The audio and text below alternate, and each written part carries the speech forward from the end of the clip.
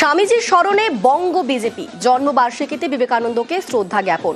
সিমলা স্ট্রিটের বাড়িতে বঙ্গ বিজেপির নেতারা পৌঁছে গিয়েছিলেন তাকে শ্রদ্ধা জ্ঞাপন করতে। কারা কারা ছিলেন সেখানে আমাদের সঙ্গে রয়েছেন প্রতিনিধি সান্নিক। সেখানে ঠিক কি ঘটলো সান্নিক বলতে পারবে। সান্নিক, অনিন্দিতা, আজকে সকাল থেকেই স্বামীজির 164তম জন্মবার্ষিকীতে সিমলা স্ট্রিটের স্বামী বিবেকানন্দের যে বাড়ি, সেই বাড়িতে সকাল থেকেই উপচে পড়া ভিড় চোখে পড়ার মতো ছিল।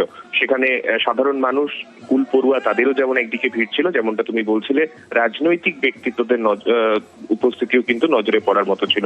সকালবেলা থেকেই আজকে রাজ্যের বিরোধী দলনেতা শুভেন্দু অধিকারী, শ্রমিক ভট্টাচার্য, সুকান্ত মজুমদার তারাও যেমন একদিকে উপস্থিত ছিলেন, তার পাশাপাশি রাজ্যের শাসক দলের তরফেও মন্ত্রী শশী পাজা তিনিও আজকে স্বামী বিবেকানন্দের যে মূর্তি, সেই মূর্তিতে মাল্যদান করে শ্রদ্ধা জ্ঞাপন করেন। রাজনৈতিক বিভেদের মধ্যেও আজকে সবাইকেই সকালবেলা একই জায়গায়, অর্থাৎ স্বামী বিবেকানন্দের যে বাড়ি সিমলা স্ট্রিটে, সেই বাড়িতে প্রত্যেককে উপস্থিত হতে দেখা যায় এবং স্বামীজির উদ্দেশ্যে শ্রদ্ধা জ্ঞাপন করতে দেখা যায়। পাশাপাশি প্রভাত ফেরির ওখানে ব্যবস্থাপনা ছিল, সে মতো প্রচুর স্কুলের পড়ুয়া, কলেজের পড়ুয়া তারাও আজকে যেমন সেই প্রভাত ফেরিতে অংশগ্রহণ করেন।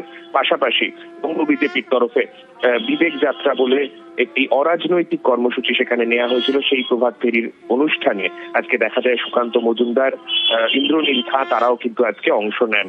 সকাল থেকেই স্বামীজি স্মরণে রাজ্যের রাজনৈতিক ব্যক্তিত্বরা। বেশ, ধন্যবাদ সান্নিক।